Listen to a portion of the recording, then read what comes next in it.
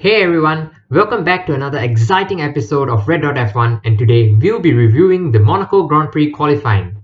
In my opinion, the best quali for some time. Let's dive into it.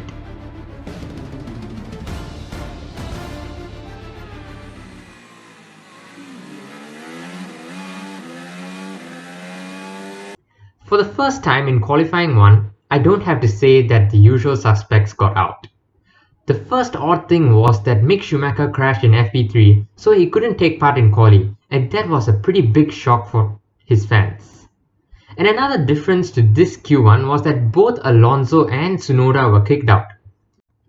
Pretty surprising, considering that Alonso's teammate Ocon qualified in P11 and Tsunoda's teammate Gasly out-qualified the championship leader Lewis Hamilton.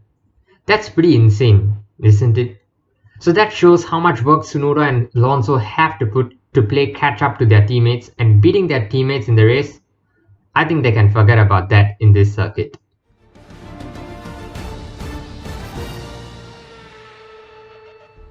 Q2 was the most boring session out of the 3 sessions, because here in Monaco the margins are so tight that you can't really try and qualify on the slightly harder tyre in order to get a race pace advantage. Anyways, Russell couldn't get beyond P15, and I don't think the Williams are really great around here.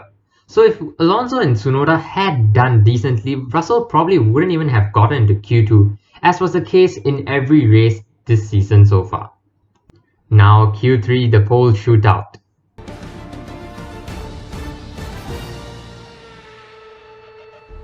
Alright, this was the most thrilling, wacky, all over the place Q3 that I've ever seen in recent times. The last time I saw something like this was the 2020 Turkish Grand Prix when Lance Stroll was on pole.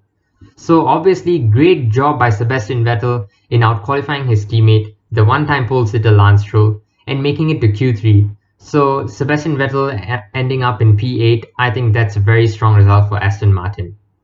Obviously, poor jobs by both Sergio Perez and Lewis Hamilton. Perez never seeming to get it right when it really counts this season, and for Hamilton, an abysmal out-of-the-norm showing to wind up in P7. Yeah, P7 for the 7-time world champion. Talking about number 7, his teammate Bottas did pretty decently, though not spectacularly, and he ended up in P3. He should have been on the front row if not for that red flag. Carlos Sainz, the young man, never been consistently up there fighting for the pole before in his career, and he knew that he could be up for pole today. But slightly unfortunate for him ending up in P4 again because of that red flag. Max Verstappen would be really delighted with where Hamilton is right now, and he knows that this could be a title-defining moment or title-defining race, with the championship battle looking closer than ever before. And so that brings me to the man of the moment, from whom we should take no credit away.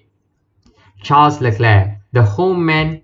He really wanted to make an impression here, especially with no racing here last year, and he never completed a race in 2018 or 2019. And turns out, Ferrari are pretty amazing here.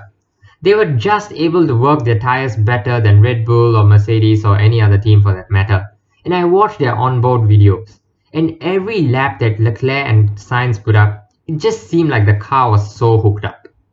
So it's great to see him do so well, but unfortunately that crash could make him start P6. But nevertheless, an epic first lap from him, and he was on that edge, so it's great to see a red car and a scarlet car back up there fighting Mercedes and Red Bull for victories. I hope you enjoyed this video reviewing the most important qualifying session of the year, the Monaco Grand Prix Qualifying, because here there's no room for overtaking. Stay tuned for the next video that will preview today's race, and see you there. Stay safe, take care, and make sure that you like, share and subscribe to Red Dot F1. Bye!